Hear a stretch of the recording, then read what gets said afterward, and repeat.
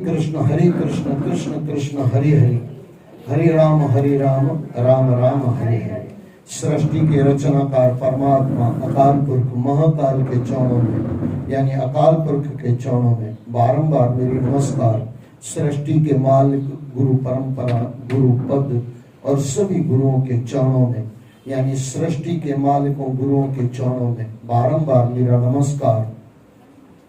सृष्टि के सभी माता पिता, आप सभी के माता पिता और सभी के माता पिता के चरणों में बारंबार मेरी नमस्कार, और आप सभी के चरणों में बारंबार मेरी नमस्कार। और आप सभी को प्यार भरी सतनाम साखी, सतनाम साखी, सतनाम साखी। हम जीवन में सफल हैं, जीवन को सफल करने की प्रार्थना करके भागवत में प्रवेश करें।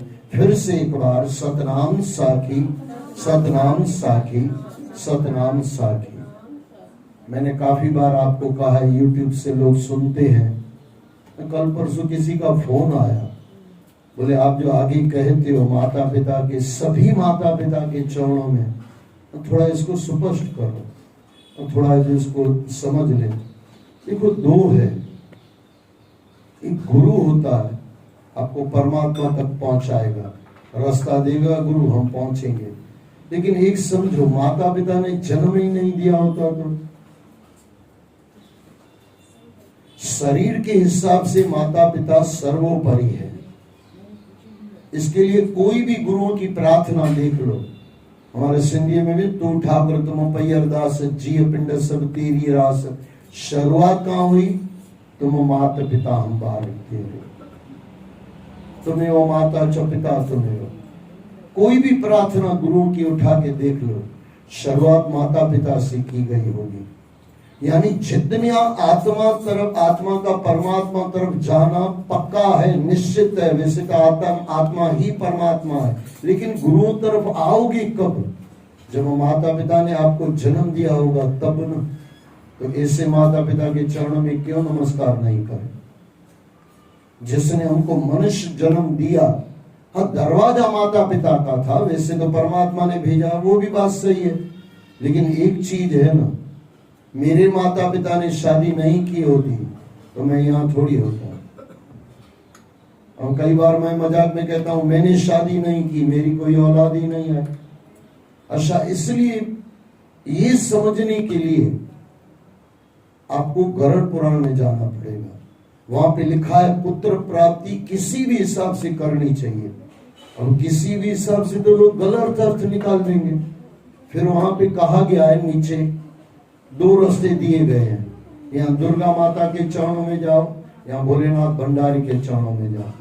फिर आप बोलोगे कृष्ण के चरणों में नहीं जाए, वो भी वही रास्ता है। माता पिता गुरु के सिवा है। आप परमात्मा के आशीर्वाद कितनी भी मिल जाए, पहले तो माता पिता ने शादी की तो मनुष्य जन्म हमको मिला, और उसके बाद गुरुओं के चरणों में ले गए, तब आप परमात्मा के चरणों में चलोगे। यानी इसका मतलब ये नहीं कि मैं गुरुओं को नीचे कर रहा हूं, गलत अर्थ मत लेना। गुरु ही सर्वोपरि है, लेकिन गुरु सर्वोपरि कब बना? जब माता पिता ने हमको जन्म दिया तब न। शरीर के हिसाब से माता सर्वोपरि है, पिता सर्वोपरि है, और आत्मा परमात्मा तरफ ले जाने के लिए गुरु सर्वोपरि है, और दोनों अपनी अपनी जगह सही है। आप शरीर को गाली नहीं दे सकते हो। इसी से हमारे आशा दीवार के अंदर आता है गुरुओं की वाणी में, ये जग सच्ची की है कोठड़ी, सच्ची का विश्वास। यह साईं का दरबार है। आप अभी ईमानदारी से कभी देखो ना, आप जब आते हो ना, वहां पे जो पगथी है ना, यानी डाका चौना है, उते भी असा पेरे पौना है ना। जिस साईं की दरबार में साईं है तो मूर्ति को नमस्ते, वहां पे पगथी पे आप पैर छू के आते हो, पायदान पे पैर छू के आते हो आप, तो इस शरीर के अंदर परमात्मा बस रहा है। इसको कैसे गाली दे सकते हो आप? इसको कैसे गाली दे सकते हो? इसको नकारा नहीं जा सकता। हाँ, इसमें फंसना नहीं है, शरीर में फंसना नहीं है। शरीर दरवाजा है आत्मा तक पहुंचने का। और वो भी इंसान का शरीर। 84 लाख योनियों में एक यही कहा गया। असल सिंधी में मैं गाता कम हूं, आपको पता है। ऐसे तो परमात्मा की कृपा है, गा भी लेते हैं, लेकिन गाता कम हूं और समझता और समझाता जाता हूं। जिस खुली थी दया जी दरी, एड़ो मौको न मिलंदी वरी। जिस खुली थी दया जी दरी, एड़ो मौको न मिलंदी वरी। हीरा माणिक अथयण मणिया, ॿिया खजाना घुरी तू कंदेशा। मनुष्य जन्म में 17 चीजें मत मांगो, एक ही चीज मांगो। हमारे स्वामी शांति प्रकाश जी बाबा जी गाते थे, सुमति जो दान दे मुखे। बस इतना समझ में आ जाए, लाइन क्लियर हो जाए। लाइन क्लियर हमने बंद रखी हुई है, चौकअप हमारी तरफ से है। परमात्मा का दरवाजा 24 घंटे खुला है। परमात्मा में कभी देर नहीं है। पता नहीं किसने कहा, मुझे पता नहीं है। लोग कहते हैं भगवान के घर देर है अंधेर नहीं है। अरे भगवान के घर अगर देर हो जाए तो वही तो अंधेर हो जाए। भगवान के घर कोई देर नहीं है। इंसान के आने में देरी होती है। भगवान के साक्षात्कार देने में या परमात्मा को मिलने में कोई कमी नहीं है, कोई देरी नहीं है। परमात्मा आलसी नहीं है, आलसी हम है। पता नहीं किन लोगों ने कहा, कम से कम संतों ने कहा, नहीं कहा, ये तो मैं पक्का कह रहा हूं। भगवान के घर देर है, अंधेर नहीं है। मेरी दृष्टि में तो देर ही अंधेर है, देर है ही नहीं। असल सिंधी में ये भी गाते थे, मेरे समझो मैं 60 बरस का हूं, इसके पहले मैं समझो जन्म लिया, उसके बाद मैंने सुनना चालू किया। देर बंदा तुझी तो में आ, देर तो में आ। तू देरी करता है परमात्मा तक आने में। परमात्मा ने तो सब काम बिफोर कर दिए हैं, सब बिफोर कर दिए। अब माताएं आप बैठे हो, ध्यान से थोड़ा सोचना मैं क्या कहता हूं। मां के पेट में बच्चा होता है, उसके लिए खाना पहुंच जाता है कि नहीं? कभी देर हुई कि 2-4 महीना चला गया, बच्चा मर जाएगा, देर हो जाएगी तो। अच्छा, बच्चा जन्म लेता है, इसके लिए क्या खाएगा क्या पिएगा वो भी बाबा जी को पता है। दूध तैयार हो जाता है उसके लिए। अच्छा, बच्चा बड़ा हो जाता है, पता है कि भाई अब दूध से इसका काम नहीं चलेगा। भगवान ने खाने के लिए पहले से दांत दे दिए। हर काम परमात्मा का बिफोर होता है, हर काम। कोई काम परमात्मा का लेट नहीं होता। कभी मत कहना परमात्मा के घर देर है, कभी नहीं, हो ही नहीं सकता। हाँ, कभी समझाने के लिए कोई रो रहा है, उसको समझाने के लिए थोड़ा कह दो भगवान के घर देर है, अंधेर नहीं है। किसी रोते हुए बच्चे को, रोते हुए इंसान को बताने के लिए कहा गया भगवान की घर देर है, अंधेर नहीं है। बाकी सच पूछो तो कोई देर नहीं है। देर बंदे के घर पे है, देर बंदे के शरीर में है। आलस लगा हुआ है। गुरुओं में तो यहां तक भी आया, बोले ज्ञान क्यों नहीं मिलता? बोले आलसी को कभी ज्ञान नहीं मिलता। आलस छूट जाए, आनंद आ जाए। इसके लिए 9वीं पातशाही गुरुओं ने भी कहा, साच कहूं सुन लो सभी, जिन प्रेम किया नहीं प्रभु पाया। एक ही नियम दिया, प्रेम हो जाए। और काफी बार मैंने आपको कहा 2 चीजें हैं, एक है प्रेम, एक है मोह। मोह यानी मुझे कुछ देना भी है, कुछ लेना भी है। मोह इंसान परिवार में देगा भी, परिवार को, बच्चों को, परिवार को पैसा भी देगा और फिर कुछ मांगने की भी इच्छा करेगा। कम से कम इतना तो होता है, मेरा जग में नाम करेगा रोशन। इतना तो माँ बाप सोचते ही है। परमात्मा कभी हमारे लिए कुछ नहीं सोचता, और सोचता यही है, बंदे अगर तुझे शांति चाहिए मेरे पास आ जा। अगर तुझे अशांति नहीं चाहिए, जो तुझे आनंद चाहिए, तुझे आनंद चाहिए तो आ जा। परमात्मा को आनंद देने आप नहीं आए हो, उसके पास तो ऑलरेडी है ही है। हम परमात्मा के पास आनंद देने नहीं आए हैं। पर इलाही कई लोग कहते हैं ना, बैठ के बोर हो रहा हूं, बोर किए ना मानो, व्याकुल हो जाते हैं। परमात्मा तो भी व्याकुल नहीं होते, याद रखना, नहीं तो आपको लगेगा मैं भगवान को खुश करने आई हूं। नहीं, गलत अर्थ ऐसा मत लेना। माँ बाप को मोह होता है बच्चों से, और उसको लगता है बच्चे मेरे साथ बैठे मेरा नाम रोशन करेंगे। भगवान कभी बुलाता है ना तो हमारा दुख मिटाने के लिए बुलाता है, कुछ लेने के लिए नहीं, कुछ देने के लिए बुलाता है। और संसार में दो ही ऐसे हैं जो देने के लिए बुलाते हैं, कभी लेने के लिए नहीं, एक बाबा जी और एक परमात्मा, बस यही है।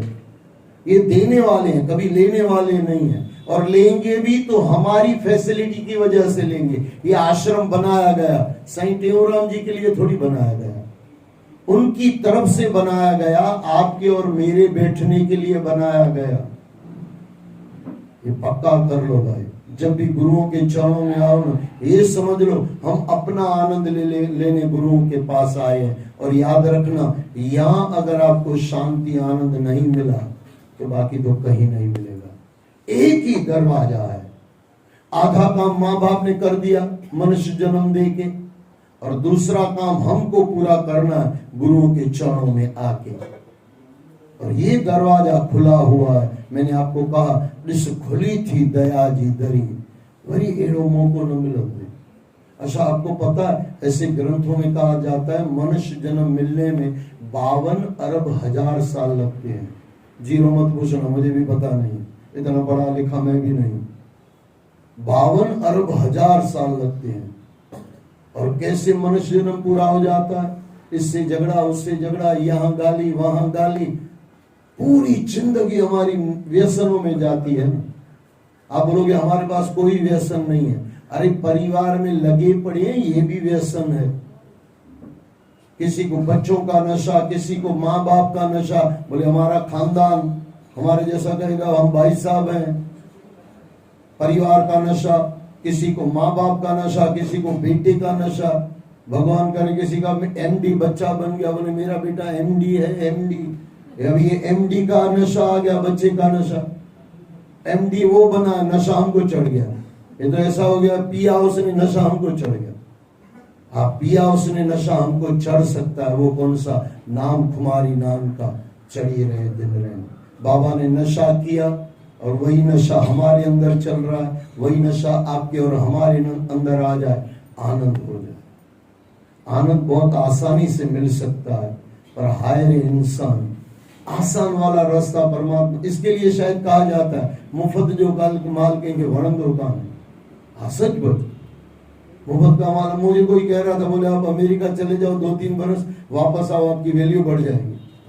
ये हो सकता है, मैं फॉरेन रिटर्न। अरे बोले फिर पता चलेगा तो इंदौर से गली में रहो। लेकिन ऐसे कहा जाता है कि एनआरआई सिक्का लग जाए ना, फिर वैल्यू बढ़ जाती है। अमेरिका में आए हुआ, कहने का मतलब समझना, जो परमात्मा ने सहज मनुष्य जन्म दे दिया है ना, और कृपा करके दिया है, करुणा करके दिया हुआ है, उसको गवा मत दो।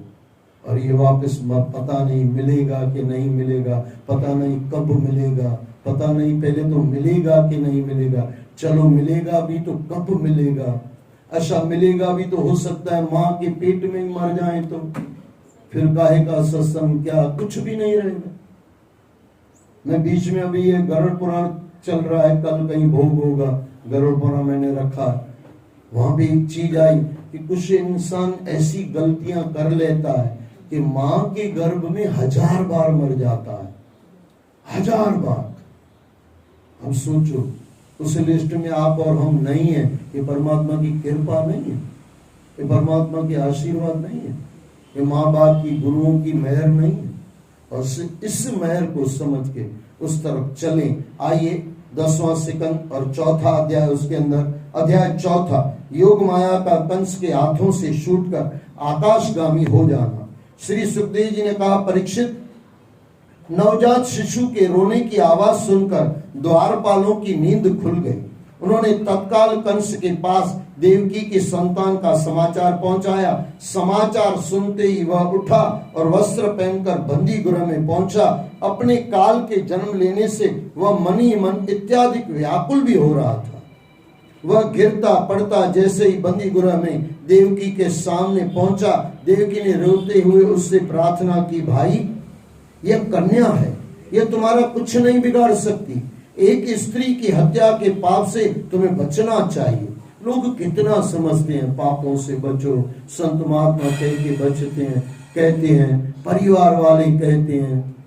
कंस जैसे हम कहाँ सुनते हैं भाई? जैसे कंस बहन का नहीं सुन रहा, हम अपने माँ बाप का नहीं सुनते, गुरुओं का नहीं सुनते। हम कोई कंस से कम थोड़ी है। किसी को बुरा लगे तो माफ करना, लेकिन थोड़ा सोचना सही। कंस नहीं मानता इसके लिए वो कंस है। तो हम कौन सा मानते हैं भाई? हम कौन सा मानते हैं? माने तो युद्ध दुर्योधन बन जाए, या ये माने तो या अर्जुन बन जाए या युधिष्ठिर बन जाए। नहीं मान रहे हैं, इसके लिए दुर्योधन है या कंस है। भाई यह कन्या है, यह तुम्हारा कुछ नहीं बिगाड़ सकती। एक स्त्री के हत्या के पाप से तुम्हें बचना चाहिए। तुमने मेरे सभी बालकों को निर्दयता पूर्वक मार डाला। अब यह कन्या ही मुझे दे दो, मुझ पर दया करो। परीक्षित, देवकी की यह याचना का कोई प्रभाव कंस पर नहीं पड़ा। वह बहुत क्रूर और दुष्ट था। और मैं तो एक आगे चल के बात कह दूं, अगर देवकी की बात कंस ने मानी होती ना, तो शायद भगवान कृष्ण उसको नहीं मानता, पक्की बात। लेकिन देवकी की नहीं मानी, भगवान की माता का नहीं माना, तो माता भगवान को भी तो कुछ लगा होगा ना भाई। जिस माँ के गोद से मैं पैदा हुआ हूँ, और एक पापी कंस तो उसका भी नहीं मान रहा है। और एक बात याद रखना, कभी भी कुछ बोले थी सच ना आना के माना थी बात बराबर समझना। राम किसी को मारे नहीं, ऐसे नहीं मेरो राम, करके बुरे काम हम खुद ही मर जाते हैं। इतना क्रूर कंस, इतना पापी कंस, फिर भी भगवान कृष्ण उसको मारने नहीं आए। इसको खुद आ बैल मुझे मार, इसने बुलाया। स्पेशल कंस को मारने कृष्ण भगवान नहीं आया। अब पढ़ लो या आगे सुनोगे आप। ये बुलाता है कि भाई आ जाओ, और ये बुलाता है किस लिए? भगवान कृष्ण को मारने के लिए। अब ऐसा कौन पैदा हुआ है जो भगवान को मारेगा? राम और बलराम को मारने के लिए कंस बुलाता है, कहां से होगा भाई? आज का इंसान भी करीब करीब यही कर रहा है, कुछ सोचता नहीं है मैं क्या कर रहा हूं। वह बहुत क्रूर और दुष्ट था। उसने देवकी को झड़क कर उस कन्या को उसकी गोद से छीन लिया और उसे हवा में उठाकर बड़ी जोर से चट्टान पर पटका। किंतु चट्टान पर गिरने से पहले ही वह योग माया कंस के हाथ से छूटकर आकाश में चली गई। यहाँ पे भी कंस को समझ जाना चाहिए, शायद योग माया के चरणों में आ जाता, माता देवकी के चरणों में आ जाता और भगवान कृष्ण के चरणों में आ जाता तो भी कुछ इतिहास अलग हो जाता। और वहां से उन्होंने अपना रूप दिखाया। उनके 8 हाथों में धनुष, त्रिशूल, बाण, डाल, तलवार, शंख, चक्र और गदा थे। वे दिव्य अलंकारों और वस्त्रों से सुसज्जित थी। योग माया देवकी ने कंस से कहा, अरे मूर्ख कंस, मुझे मारकर तुझे क्या मिलेगा?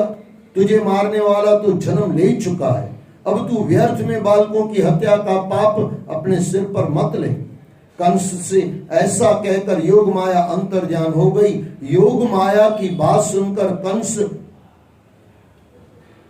घूर कर आकाश की ओर देखने लगा। घूर कर आकाश की ओर देखने लगा। जब उससे चेत हुआ तो वह देवकी पर दहाड़ने लगा कि बता वह बालक कहाँ है। परंतु देवकी ने अपनी अनभिज्ञता यानी मुझे पता नहीं है प्रकट की और रोने लगी। वह बोली, भाई मेरे सभी बालकों को मारने के बाद भी यदि तुझे मुझ पर विश्वास नहीं है तो अब तू मुझे भी मार डाल। न मैं रहूंगी और न तुझे किसी अन्य बालक के होने की चिंता होगी। एक आकाशवाणी के आधार पर ही तूने जो जघन्य पाप किया है उससे तुझे कौन बचाएगा? ऐसा कौन है जिसने यहाँ जन्म लिया है और मृत्यु को प्राप्त न हुआ हो? जो जन्मा है सो मरेगा। लेकिन फिर भी मैं आपको इससे भी आगे कह दूं, जन्म से पहले भी मौत हो सकती है, मां के पेट में भी मौत हो सकती है। ये पक्का हो जाए तो शायद इंसान पापों से दूर हो जाए। मृत्यु को कौन प्राप्त हुआ है? यहाँ कोई अमर होकर नहीं आता। मारने वाला भी एक दिन स्वयं भी मौत के मुंह में चला जाता है। मारने वाला भी एक दिन स्वयं भी मौत के मुंह में चला जाता है। देवकी की बात सुनकर कंस को बड़ी ग्लानि हुई। उसने देवकी और वसुदेव को बंदी गुरु से मुक्त करा दिया और कहा, बहन मैं बड़ा पापी हूं। कभी न कभी हर इंसान को अंदर से लगता है मैं पापी हूं। आज कंस का भी दिन यही आया और कभी न कभी हमारा भी दिन आता है, लगता है मैं पापी हूं, मैं गलत हूं। और जिस दिन आ जाए ना ऐसा समय, गुरुओं के चरणों में रो लेना, बाबा बोले जल्दी रास्ता दिखा दो, वापिस भटक जाऊंगा। आता है वह, मैंने देखा है और मैंने अपना भी जीवन देखा है। आपका भी अपना भी जीवन देख लेना। आप अपना देखो, मैं अपना देखूं। कभी न कभी जीवन में लगता है व्यर्थ जीवन चला गया। 40 बरस, 50 बरस, 60 बरस ऐसे ही चला गया। अंदर से रोना आता है, संभले, इससे पहले वापस भूल जाते। लेकिन संभल के, जो संभल गया तो चल पड़ा और उसको मंजिल मिल जाती है। बहन मैं बड़ा पापी हूं। एक राक्षस भी अपने बालकों को इस प्रकार नहीं मारता जैसे मैंने तुम्हारे बच्चों को मार डाला है। इस बात का मुझे बड़ा खेद है। जाओ अब तुम सुख से अपना जीवन यापन करो, मेरे किए के लिए मुझे क्षमा करो। ऐसा कहकर कंस ने यहाँ पे भी इसको माफी मिल जाती, लेकिन ये वापस नाटक करेगा, वापस देवकी को लेके आएगा। एक कंस जैसे है ना, कभी उसका भरोसा मत कर लो। वो ऐसा कहे कि मैं तुझे क्षमा करता हूँ, कोई भरोसा नहीं। ये कब वापस मारने आए, कोई भरोसा नहीं। कंसों का, दुष्टों का कभी भरोसा मत करना। भरोसा करना है तो गुरुओं का, माता पिता का और परमात्मा का करना, और कहीं भरोसा करने जैसा है नहीं। ऐसा कहकर कंस ने दोनों को नए वस्त्र आभूषण देकर विदा कर दिया। मार्ग में जाते हुए वसुदेव ने देवकी को श्री कृष्ण के बारे में बताया और इस रहस्य को गुप्त रखने के लिए कहा। इससे देवकी को हार्दिक प्रसन्नता हुई। वसुदेव बोले, देवकी हमारे जो बच्चे हमसे बिछड़ गए हैं वे हमारे कर्मों के ही फल हैं। हमें इससे विधाता की इच्छा जानकर संतोष करना चाहिए। जो भी जीवन हमारे अंदर आ रहा है, जीवन में दुख आ रहा है, वो हमारे किए हुए कर्मों का फल है, याद रख लेना। और थोड़ा उल्टा भी पकड़ लो, जो भी सुख आपके पास है ना, वो हमारे कर्मों का नहीं है, गुरुओं की कृपा का है और परमात्मा की कृपा का है। सुख परमात्मा कृपा करके देते हैं और जो दुख देते हैं वो हमारे कर्मों का फल देते हैं। जैसे आप माँ बाप बन के बच्चों को क्या करते हो, जो भी सुख देते हो वो तो बिना कारण देते हो, क्योंकि आपका बच्चा। अच्छा, कभी चमाट मारते हो, क्यों? क्योंकि कुछ उसने गलत कर दिया, गलत किया तो हम मारते हैं। इसी तरह पैसा उसको बिना कारण दे देते हैं और परमात्मा भी बिना कारण सब दया करता रहता है, करुणा करके दे देता है। और जो दुख देते हैं वो हमारे कर्मों की वजह से। परीक्षित, दूसरे दिन कंस ने अपने मंत्रियों को बुलाया और योग माया ने जो आकाशवाणी की थी उसके बारे में उन्हें बताया। कंस के मंत्री नीति निपुण नहीं थे। दैत्य होने के कारण स्वभाव से ही वे देवताओं के प्रति भेदभाव रखते थे। कंस की बात सुनकर वे कहने लगे, भोजराज, यदि ऐसा है तो हम राज्य भर में जितने भी बच्चे जन्मे हैं सभी को मार डालेंगे। अब ये कंस था, देवकी के बच्चों को मार रहा था, लेकिन उसके साथी कलाकार, बड़े मियाँ छोटे मियाँ सुहान अल्लाह, राजा बड़ा हो गया और मंत्री उससे आगे बोले सबको मार डालो। एक एक क्या मार रहे हो, सबको मारो, जितने बच्चे हैं सबको मारो। आपके अगल बगल में कौन चल रहा है, आपका दोस्त कौन है, आपकी सहेली कौन है, सोच समझ के चलो। वो वहां वाले कंस वाले तो यहाँ नहीं आ गए ना, थोड़ा चेक कर लेना, अगल बगल में चेक करके रखना। कब अगल बगल वाले आपसे खून करवा लें, कब क्या लें, कोई भरोसा नहीं। मैं तो कहता हूँ जो हमारे दोस्त और सहेलियां हैं ना, थोड़ा उनको चेक किया करो। जो दारू पिलाए वो दोस्त, जो जुआ खिलाए वो दोस्त, जो गलत से गलत काम सिखाए वो दोस्त, तो दुश्मन किसको बोलोगे भाई? आज जो हमारे दुश्मन है वो दोस्त के कपड़े पहन के अगर बगल में घूम रहे हैं थोड़ा सोच समझ के किया करो दोस्ती। जहां तहां दोस्ती मत करो, जहां तहां मत खाओ, ये तो पक्का है, लेकिन जहां तहां दोस्ती भी मत किया करो। 10 बार सोचो ये मेरा परम हितैषी है कि नहीं है, परमात्मा तरफ चलाने वाला है कि नहीं है। और परमात्मा तरफ नहीं चला रहा है, वो सब दुश्मन है, दोस्त कितने भी वो लगे। भोजराज, यदि ऐसा है तो हम राज्य भर में जितने भी बच्चे जन्मे हैं सभी को मार डालेंगे। जो लोग हमारा विरोध करेंगे हम उन्हें भी मार डालेंगे। यह विष्णु ही सारे देवताओं का स्वामी है और असुरों का द्वेषी है। परंतु वह कायरों की भांति किसी गुफा में छिपा रहता है। सभी ब्राह्मणों के द्वारा भी वही पूजित है। यदि ब्राह्मणों को ही मार दिया जाए तो विष्णु का प्रभाव वैसे ही समाप्त हो जाएगा। फिर से दोहरा दूं, कंस देवकी के बच्चों को मार रहा था, अब ये बच्चों के साथ उसके मंत्री कितनों को मारने की कह रहे हैं।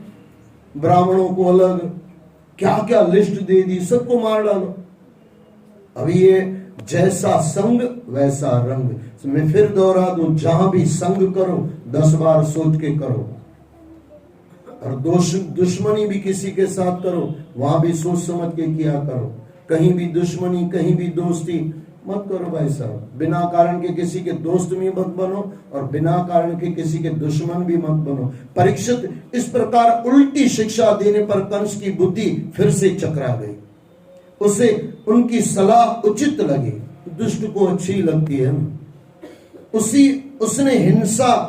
उसने हिंसा प्रेमी राक्षसों को संतों का वध करने का आदेश दे दिया। वास्तव में जब किसी के सिर पर मौत नाच रही होती है तब उसका विवेक भी नष्ट हो जाता है। उसका कुकर्म उसकी आयु और वैभव को छीन लेता है। बोलो श्री कृष्ण भगवान की जय। महाभारत का सबसे बड़ा सूत्र है विनाश काले विपरीत बुद्धि। अब जब कभी बड़ों का नहीं मानो, संतों का नहीं मानो, अपने प्रिय मित्रों का नहीं मानो, प्रिय मित्रों का मैंने जो परमात्मा तरफ चलने वाले हैं, अपने अच्छे बड़ों का नहीं मानो, समझ लेना विनाश पास में है। अगर वो संभल भी जाए तो भी विनाश रुक सकता है। जय श्री कृष्ण, जय श्री कृष्ण, जय श्री कृष्ण, जय जय श्री राधे, जय जय श्री राधे, जय जय श्री राधे। तन मन इंद्रिय